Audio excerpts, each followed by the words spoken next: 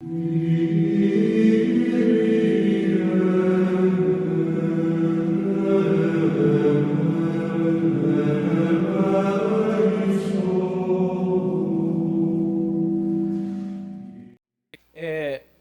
queria, para a gente fazer a nossa reflexão, antes de chamar os crismandos aqui, né, para a profissão de fé e para a renovação das promessas, que a gente pudesse fazer este esforço de nos concentrarmos hoje em 3 conjuntos de versículos, de forma muito especial, da segunda leitura e do Evangelho.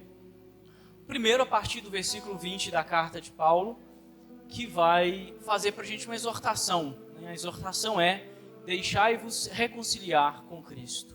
Guardar bem isso no coração. Essa exortação de São Paulo que vai dizer à comunidade de Corinto, e diz para nós também, como quase que numa súplica, não uma exortação súplica: deixai-vos se reconciliar com Cristo. Depois os primeiros versículos do Evangelho, que vai narrar que Jesus tinha um contato, né, íntimo com os publicanos e os pecadores, e que isso irritava bastante os fariseus.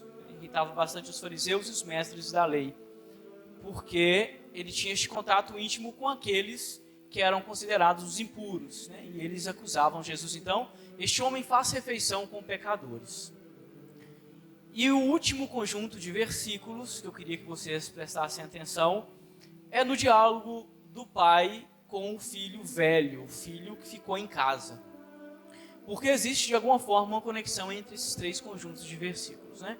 Quando o filho velho fica com uma pirracinha, né, e não quer entrar para festejar com o irmão mais novo, aí a gente escuta, né, por trás, assim como uma espécie de background, a Paulo que vai dizer, né, deixai-vos se reconciliar com Cristo, como se dissesse: venha para a festa. Este evangelho que nós escutamos, evangelho que alguns chamam de a parábola do pai misericordioso, outros do filho pródigo, tem 3 personagens que nós conhecemos muito bem e que, vez ou outra, a gente acaba se identificando, né?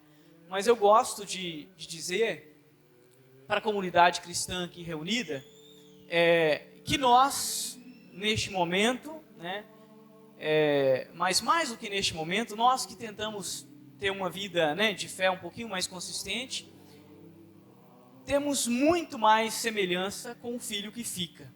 Nós somos os donos da casa, né? Pessoas de comunhão dominical, pessoas, né, que participam das nossas pastorais. Vocês não são, via de regra, filhos pródigos. Vez ou outra vocês dão uma escorregada por aí, mas vocês sempre retornam, né? Vocês sempre estão aqui. Então, acho que seria interessante, né, a gente pensar a comunidade cristã hoje como os donos da casa. Os donos da casa que faz pirraça porque não admite a misericórdia do Pai com aqueles que partiram, com aqueles que não fazem parte do nosso grupo, né? Então, nós somos os donos da casa. Nós somos o filho velho, o filho que ficou. E essa atitude de pirraça, de revolta, né, é a atitude muito própria daqueles que permaneceram junto do Pai, mas que já não conseguem perceber, né, talvez por tanta convivência, ou talvez porque a convivência os levou à mesmice, né, não percebe ou não conseguiram perceber a profundidade do coração do Pai, não conseguiram captar o tamanho da sua misericórdia, se é que a gente pode falar de tamanho, né? Não conseguiram captar essa essência bondosa do Pai. E aí se revolta, né? É o filho mais velho que se revolta. Somos nós, né? E durante a história do cristianismo, para não falar, né, da história do judaísmo, a gente restringe aqui a história do cristianismo. Sempre os filhos mais velhos fizeram uma espécie de motim. Sempre houveram revoltas dentro da igreja, porque não conseguimos captar a misericórdia de Deus. Porque estamos presos ao paradigma da justiça terrena. Sempre, né? Se vocês pegam lá desde o início, né, quando a gente pensa nas primeiras comunidades, né, passando pela Idade Média, sempre tiveram grupos revoltosos contra essa misericórdia, em nome de uma pretensa justiça, que na verdade é sede de vingança. O que nós queremos é revanche. Revanche contra aquele irmão que saiu de casa, contra aquele irmão que não vive como nós vivemos, que não pratica o que nós praticamos e que não acredita mais naquilo que nós acreditamos. O que nós queremos é revanche. Isso é tão profundo e tão verdadeiro que nos incomoda. Quando a gente vai percebendo que nós não temos sentido de justiça, nós temos sentido de vingança.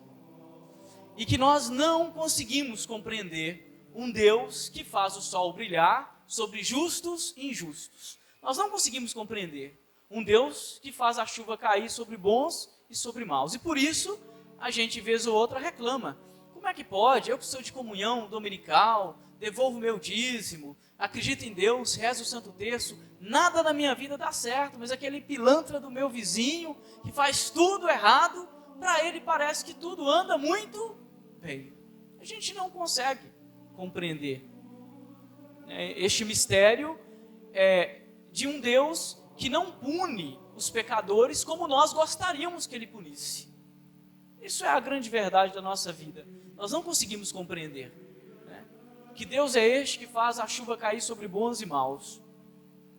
E aí este Deus vai literalmente de encontro mesmo, choca com a nossa sede de vingança e com a nossa sede de revanche. Pelo filho mais velho, o irmão não poderia nem ter ultrapassado o umbral vamos falar assim, a porteira, da fazenda. E ele reclama, Ou seja, ele fica com raivinha mesmo, como nós ficamos com raivinha, porque nós queremos que Deus haja como nós. Então a gente fica com raivinha de Deus de vez em quando. Nós somos os filhos mais velhos. E a gente questiona, eu estou na missa todo domingo, eu devolvo meu dízimo, eu rezo o Santo Terço, eu me confesso e a minha vida vai de mal a pior. Mas aquele pilantra parece que tudo dá certo. A gente não consegue compreender isso. Por isso a salvação não é uma questão de intelecto. A salvação não está em aprender teologias, e conhecer todos os termos teológicos, ler todas as obras dos padres da igreja, como agora está em moda, não sei se compreende, mas leem, Não está nisso, nem mesmo em repetir rituais. A salvação está numa abertura de coração, que tem a ver com o mandato de Paulo hoje, por isso eu comecei a homilia com ele, que é: deixai-vos reconciliar com Cristo. Paulo inicia a carta dizendo: aquele que está unido a Cristo, deixa o homem velho e se torna nova criatura. Tornar-se nova criatura é deixar os velhos paradigmas. Por exemplo, o paradigma de justiça, e eu não me canso de repetir isso, porque para mim isso é um dos piores problemas, um dos problemas mais graves que nós temos. Fazer essa confusão da justiça de Deus com a justiça da terra. E aí nós buscamos revanche. E aí o filho velho fica com raiva. Mas eu que fiquei, e o Senhor nunca me deu nem um cabrito. E o pai, aí representando Deus na nossa vida, vai dizer: mas você não pegou o cabrito porque você não quis, tudo que é meu é seu. A casa é sua. Às vezes você não percebe que a casa é sua. Não tem do que reclamar. Agora você está com raivinha porque você quer que eu haja segundo o seu coração. Você ficou com raivinha porque você quer que eu puna o seu irmão. É a nossa realidade.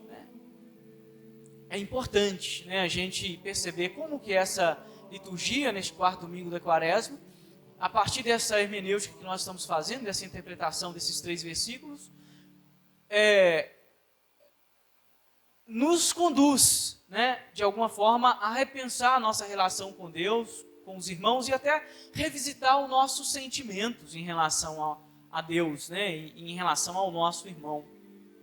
O que você faria, o que você sentiria, se você estiver aí neste lugar, se colocar no lugar deste filho mais velho. Se você repetiria a mesma atitude raivosa, de não querer entrar para a festa. Não querer entrar para a festa significa isso, significa a não compreensão da misericórdia deste Deus, que não devolve o mal como nós queremos. E isso é o grande drama, né, da nossa vida de fé, né? Porque quando a gente fala dessa misericórdia, a gente sempre puxa a justiça, né? Mas a justiça segundo os paradigmas da terra, é a justiça da revanche, é a justiça do castigo, não é a justiça do perdão, né? E a justiça de Deus caminha por outro lado.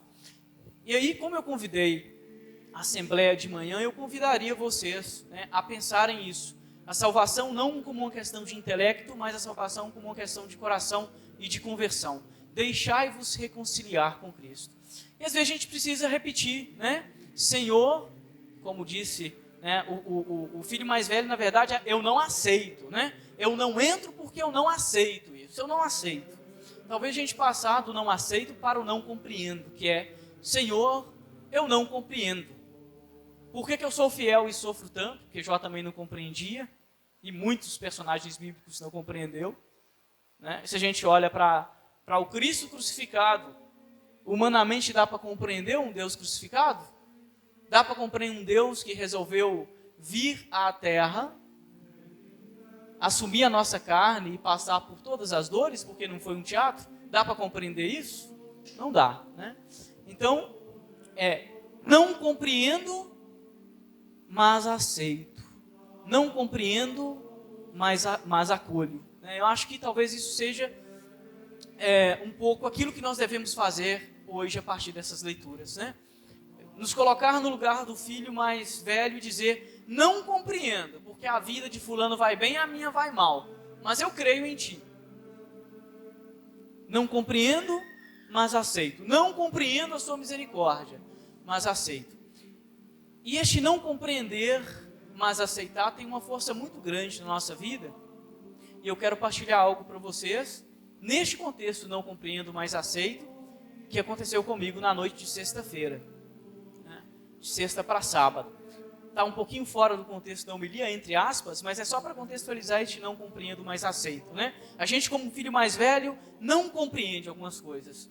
Eu estava em casa e o telefone, uma chamada de um antigo paroquiano meu, que nem da cidade com uma sobrinha no estado terminal, 33 anos, estado terminal, câncer, metástase no hospital da Unimed. E aí, o médico já tinha dito que a coisa não estava muito boa e eu fui fazer essa visita lá. Cheguei lá, estava lá 7 pessoas, mais ou menos, 7 a 8 pessoas. O pai, a mãe, o irmão, a irmã, o esposo, porque ela era casada, né? Estava lá todo mundo, né? A enfermeira tinha acabado. Quando eu cheguei, o aparelho começou a apitar, a enfermeira foi lá dar uma olhadinha. Aí eu fiz a oração, né? Como me pediram para estar com eles.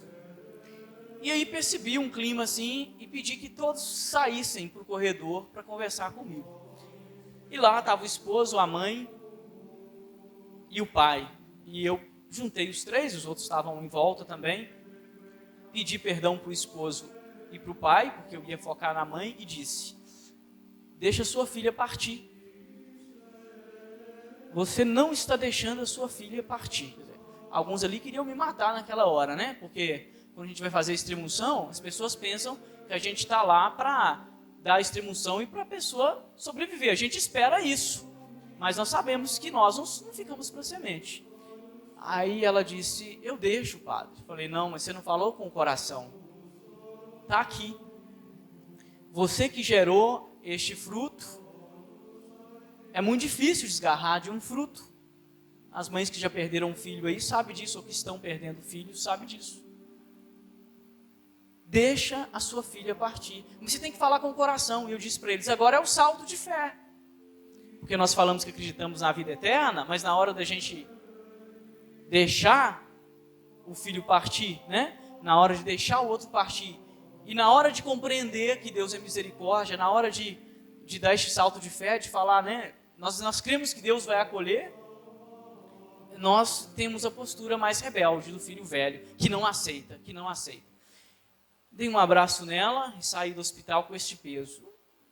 30 minutos depois me ligaram que a moça tinha partido. Naquele momento, muita gente, imagino, ficou meio revoltado comigo, né? Por causa do jeito que eu fui. Quem me conhece de perto sabe que normalmente eu sou muito intenso em tudo que eu faço, né? Desde o lavar o carro às confissões que eu atendo. Eu não gosto de meias palavras, não gosto de mentira, né? Tento, na medida do possível, ser autêntico. Eu sou uma pessoa que tento viver a autenticidade em Cristo, né? Então, às vezes, do jeito que a gente fala, as pessoas ficam assim.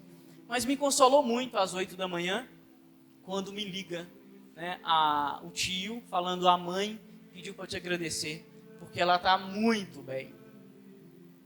E eu repeti essas palavras, né? Não compreendo, mas aceito. Que mãe que compreende uma filha que parte aos 33 anos com um câncer que parecia ser relativamente, né? Ou seja, não simples, porque nenhum câncer é simples, mas que poderia ter uma cura com maior tranquilidade, né? Um nódulo pequeno na mama e que deu uma metástase e que levou a pessoa à morte com 33 anos. Que marido que aceita isso? Né? Que filho que aceita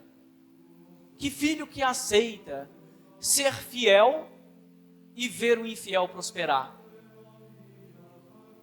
Né? Ou melhor, né? Que filho que compreende, para mudar a palavra. Nós não compreendemos. Né? A questão hoje é: Senhor, não compreendo, mas aceito. Né? E eu queria que vocês pudessem ficar em pé, neste momento, para a gente fazer esse exercício, porque essa historinha que eu estou contando aqui não é uma historinha, né? Isso aqui me deixou sábado o dia todo derrubado, porque teve consequências, né? Para a minha vida, esse episódio que eu vivi. Né? Então isso não é uma brincadeirinha, né? Isso é uma coisa séria.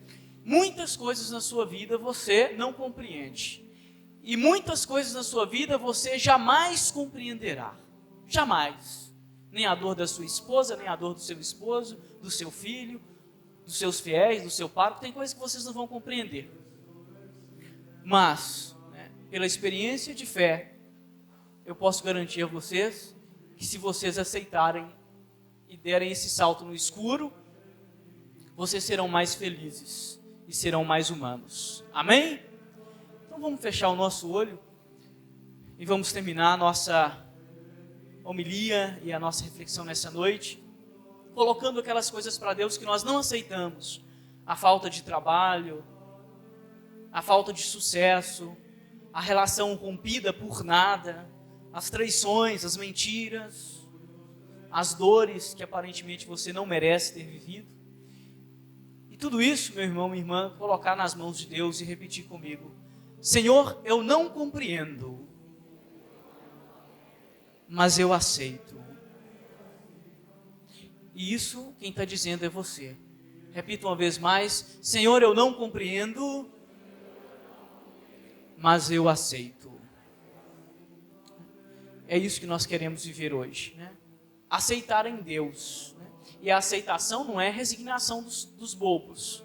A aceitação aqui tem a ver com a fé, com dizer: eu não sei o que está fazendo da minha vida, mas eu creio que está fazendo algo bom. Não é a resignação dos bobos, dos tolos, né? É uma resignação que tem a ver com a confiança em Deus. Amém?